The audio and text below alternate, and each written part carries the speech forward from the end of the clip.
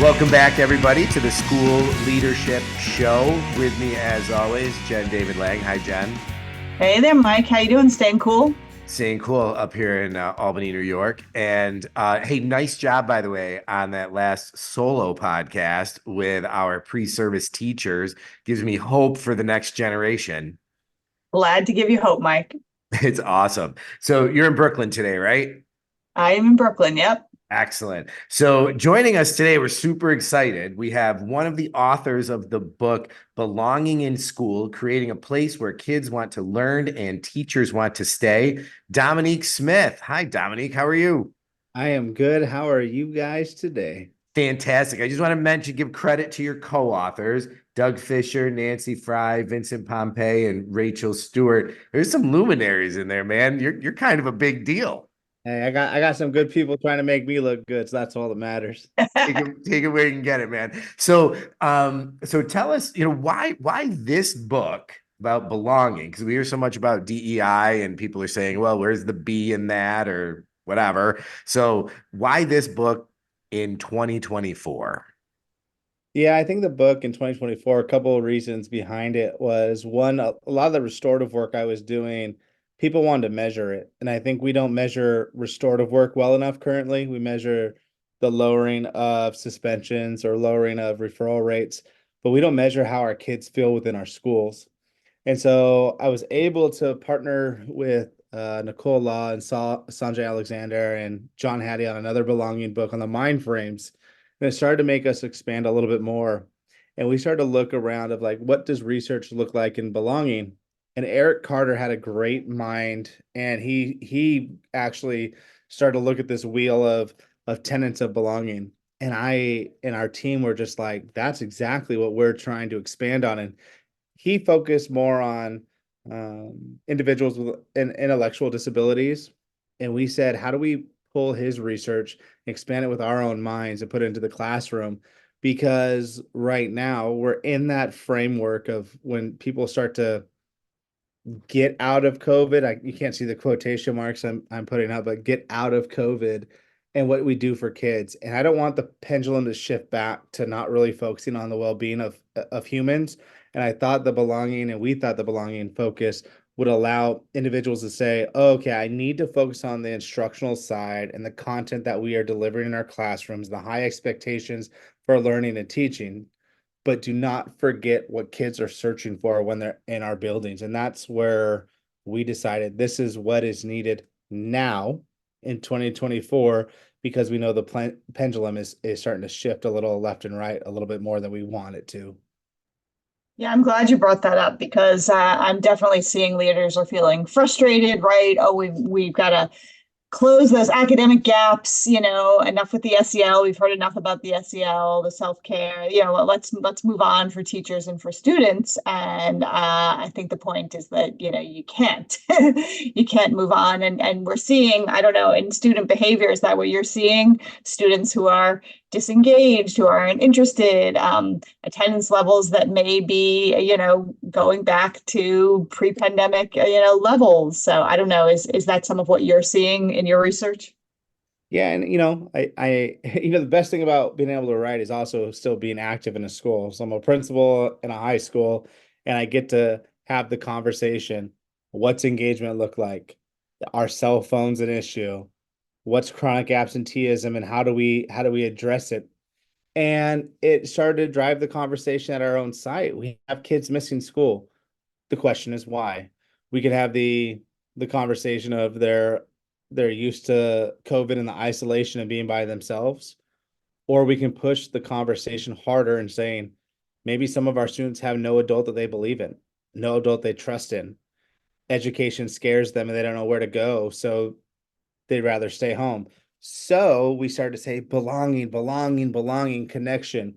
We had students coming back not knowing how to greet each other, connect with each other, participate with each other. So they acted out. Behavior started to increase. So we started to say again, if kids feel like they belong, they feel like they're supported, they feel like they're heard, they feel like they have a voice, they feel like they're loved, could that change the narrative of our schools? And the last couple of years, or at least the last 2 years at our own site, that's what we're looking at.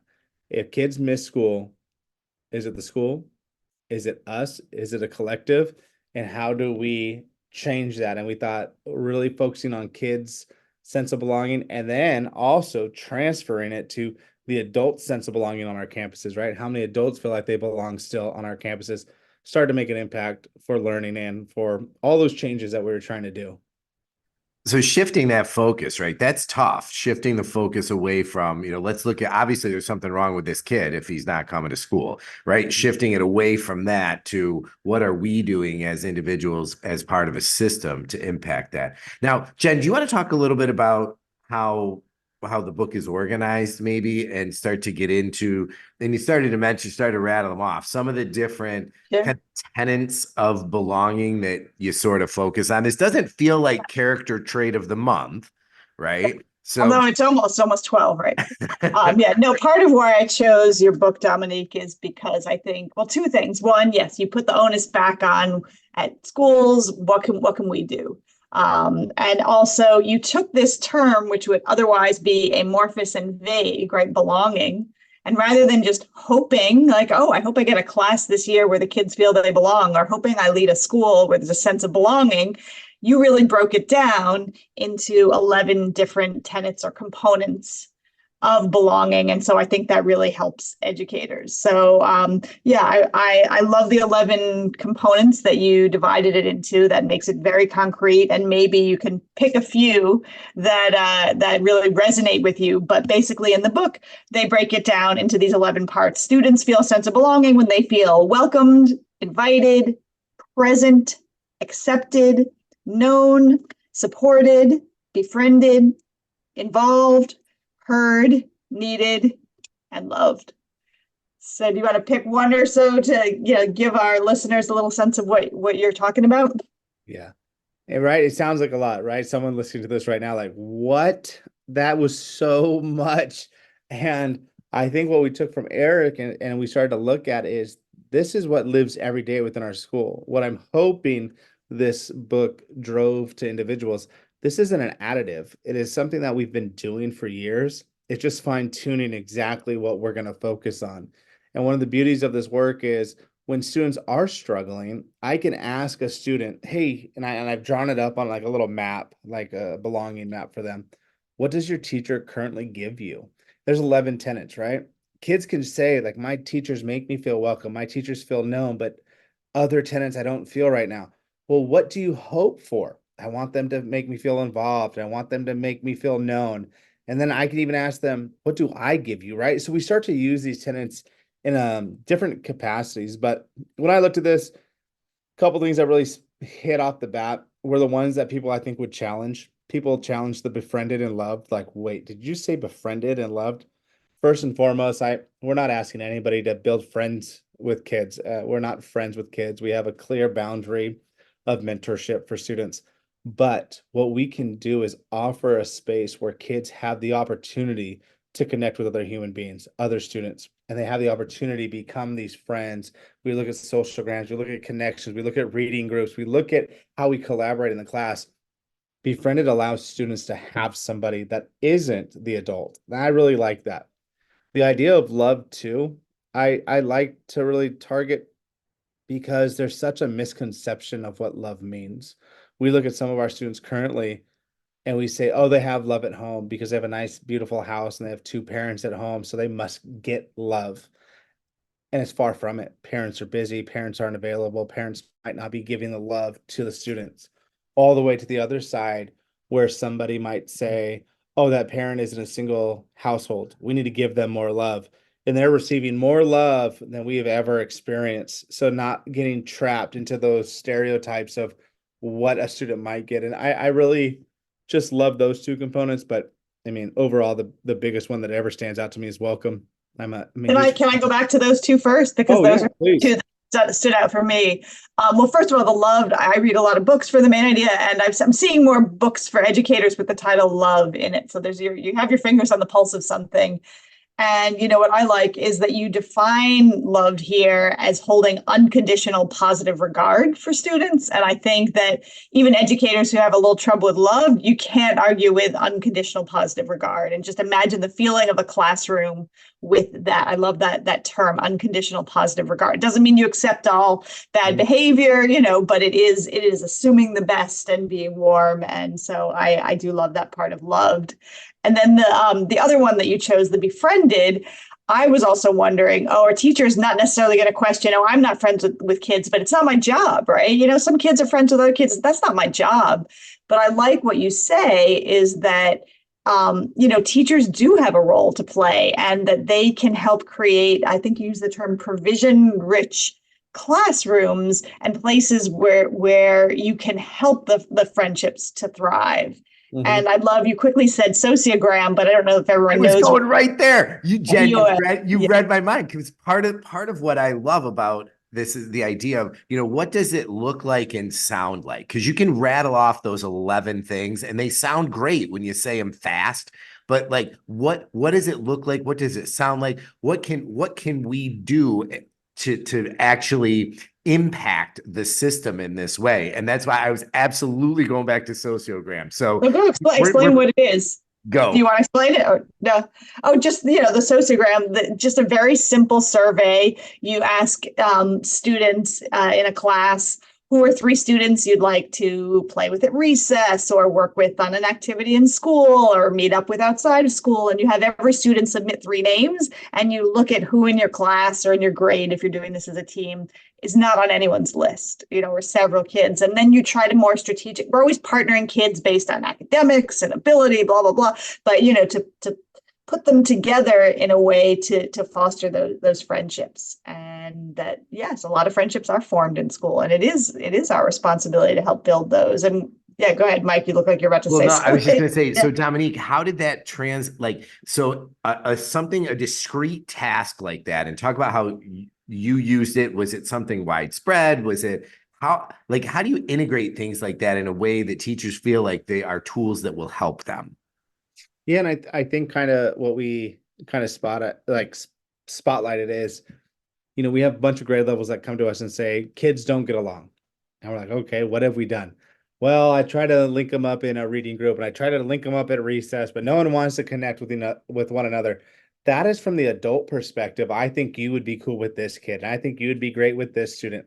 What we have to look at a little bit, and I think that's why the grade levels are great, is we ask, like, who is the student you'd want to be around? Who is the student you want to connect with? Who's the student you want to read with, talk with, all those kind of components. And you start to see these demographics of groups, and you start to see some of these students that are isolated. What helps us is saying, okay, we have a small group or larger group of students that are isolated. What can I do with intentionality to bring it back in?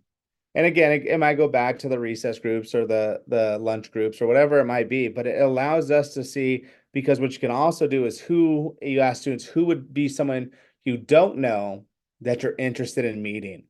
And all of a sudden now these students, I like this kid, I like this kid, I know this kid, I know this kid, but I would like to meet Dominique. Oh, wow.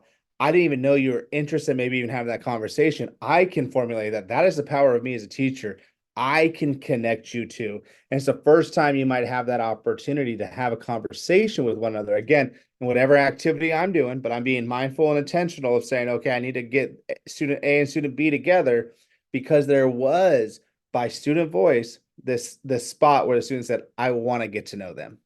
So this is our opportunity. The 3 of us, we're putting the idea right here. It's gonna be some sort of, think dating app, but not really, because that's weird, but more like that idea of matching based on, things in common and that sort of thing. Okay, we got this. I'm sure we can work it into somebody's AI platform.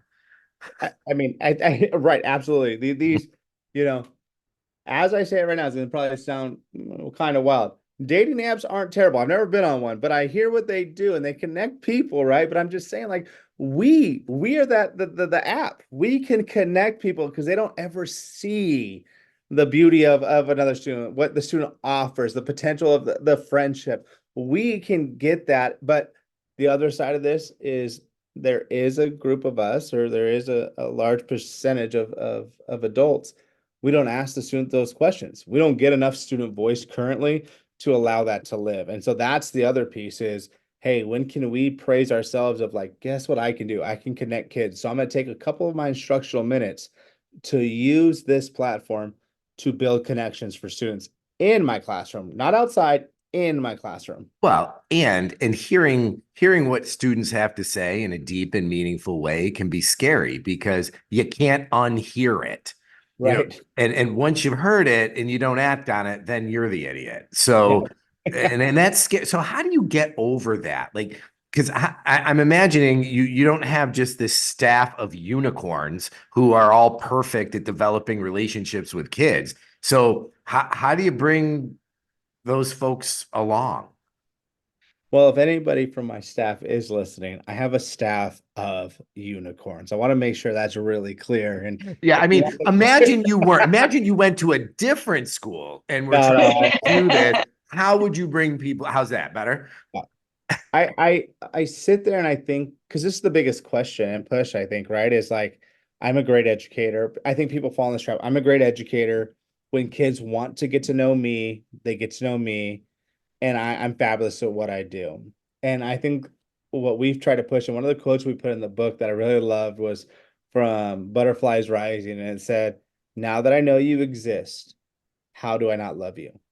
And I think that's really powerful because what we can do, and when you really start to talk to educators, majority of educators, their why was to make an impact on kids. So the impact that we can do is getting to know them and saying it's okay. Why I think some of us will not try to reach out, build connections, build this component in our classroom is our administration has never told us it's okay to do it. And I really believe that. I think as you talk about a leadership podcast, how many leaders celebrate teachers that take instructional minutes to build connections, support the one-on-one supports that are needed, deal with one-on-one behaviors? Because adults are nervous, especially educators trying to do their best, and they've been told by administration, we have attendance issues, we have behavior issues, we have a lack of scores we need to increase. Educators are scared to ever take any minutes away from direct instruction or focusing on the instruction or having this collaborative group work and saying, let me work on you, let me work on us, let us work on they, right? And I think that's where we have to, on leaders, celebrate teachers that say, I'm gonna take instructional minutes to work on this work. I'm glad you brought that up because the book is mostly contains ideas for teachers within the classroom and how you create a sense of belonging. And most of our listeners are school-based and district-based leaders. Mhm. So I was going to ask you, how do you create, right, a school where there's a strong sense of belonging? So the two ideas I've heard from you just now are to, first of all, give permission, right? Give permission to teachers, and then also number two, celebrate teachers who do use instructional minutes to build belonging. But are there other ideas school wide, any other strategies that you suggest for leaders who are listening? Yeah, and I think for leaders is knowing your audience, right? As teachers, we know our audience better than anybody. And I just watched Doug do a presentation on knowing the generation of teachers that we have in our rooms in our schools, and they look at sense of belonging in different capacities. We have certain generations that are searching for not too much feedback. They just want to be known and be heard in the very beginning and told that they're working hard. We have some generations that they need feedback quick, fast, and they need to hear it more often than others. And when I look at that, it ties right back into that belonging wheel. How do we deliver on our belonging wheel on these tenants to the teachers that are currently in our profession? We have some teachers that will, based on what the research says, right? I'm not going to call anybody out on their generation. I go to work, I work hard. This is my profession. I'm never going to change. Where there's some research that some of the people that we're working with right now, they're saying, this is my current job. I will have a job in the near future. I'm going to change it up. But while they're with us, how can we maybe make them think, no, you don't need to leave. I love you. I care about you. I hear you. I invite you to learning with me. I support whatever you want to do. So you never have to think about leaving us. And I think when we start to look for leaders, at least, when you start to look at some of these tenets and say, I can deliver that to all the spectrums of people that are in my building, we could build a place when people ask us, what's your turnover rate? I'd be like, not very high. I got people that want to stay in our building. And I think it's because when you would ask, especially here, I think we do a pretty good job. People would say, I belong here. And that's a powerful phrase to hear. And Dominic, we never actually talked about where here is. Yeah. I'm in beautiful San Diego, right? So when you think of San Diego, that's where I'm at. But the beauty of it is I get to work in inner city San Diego where people have a negative term of what it is and the students that we serve. And why would you want to work with those kids? And so you come into San Diego and you think of palm trees and the beach, and you forget sometimes there are students and communities of need. We're a Title I school where we're supporting students that have a false narrative placed on them, placed on their families, and placed on their community. And guess what? What we're trying to do is build a sense of community for each and every one of those students, each and every one of those families, and changing the narrative of the community we serve. That is so cool. So cool. I mean, yeah, people forget that those beautiful places to visit are also part of cities. Mm-hmm. And It yeah, sounds like you have a trickle out, I won't say down, a trickle out theory of belonging, that if you can build it among your staff, then students will experience it and families will experience it, and it will sort of spread throughout the school community. And I think that's where it is. When you look at belonging, how many of our families currently, our students currently, have been told by the media, on social media, whatever it might be, that they don't belong, right? I work with a community, especially when you think of individuals coming from different countries that live here and are part of our learning systems, are told they're not welcomed here, shouldn't be here, how that impacts them wanting to come to an IEP meeting, a discipline meeting, a celebratory moment for their child. They don't feel like they belong. If we can change that narrative and that feeling, my goodness, when people ask me all the time, how do you get parent involvement? Is my parent involvement where I want it to be? Absolutely not. Can we increase? Absolutely. But one thing that we can do is when you make parents feel like they belong, guess what? They're going to show up.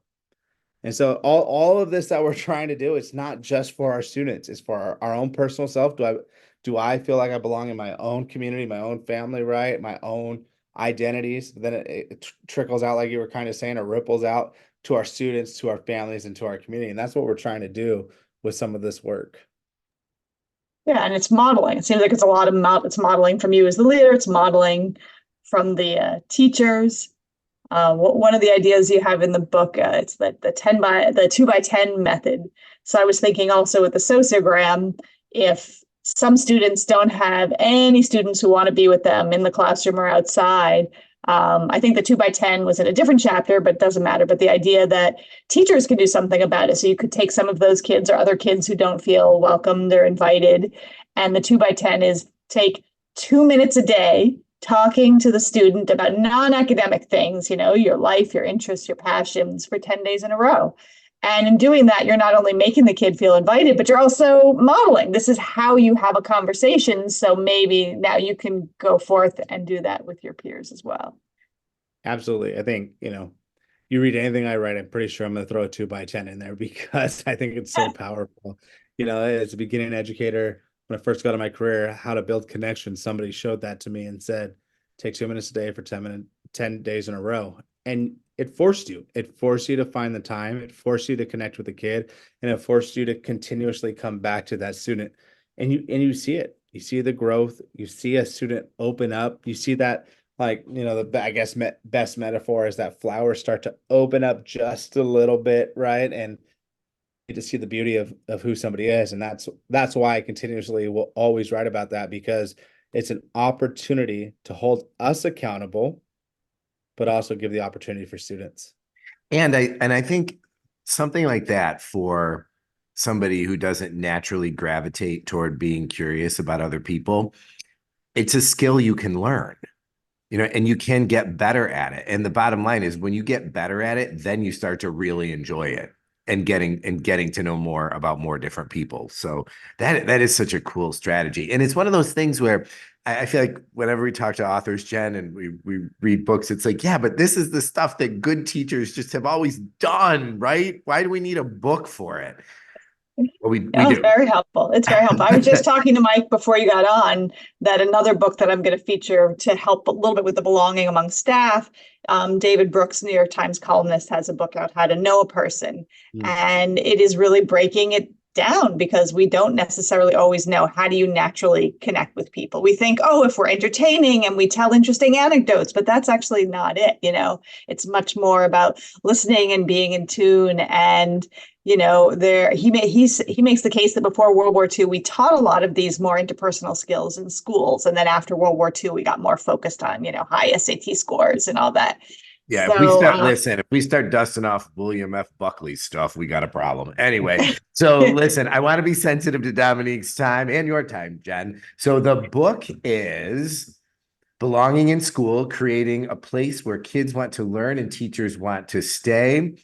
We've been joined today by Dominique Smith, and we weren't joined by his co-authors, but they are Doug Fisher, Nancy Fry, Vincent Pompey, and Rachel Stewart. Dominique, thank you so much for joining us. This is a great conversation. I put pins in two things that I wanted to go back to and didn't get a chance, but we can talk about cell phones in schools at a different time. Yeah, absolutely. Absolutely appreciate the time and appreciate you guys taking the effort to read our book and seeing that we're trying to make a difference for students. But I hope as people listen to this, we're not calling anybody out. We're not saying you don't know how to connect with kids. We're probably just saying, hey, you probably do great things right now. Either maintain it, fine tune it, or if there was a concern that maybe like, hey, I could work better on it, that's your goal for next year. We're not calling any educator out right now. You have one of the hardest professions in this world, and we thank you for the impact you make. So let's fine tune it, let's maintain it, or let's make a goal for ourselves to do better next year because our students deserve it. thank you. Period. Oh. All right. Thank you both. Enjoy the rest of the day. Thanks for listening to this episode of the School Leadership Show, a podcast for aspiring and practicing school leaders.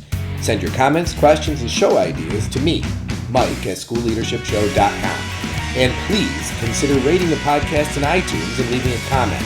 And definitely pass the show along to your colleagues.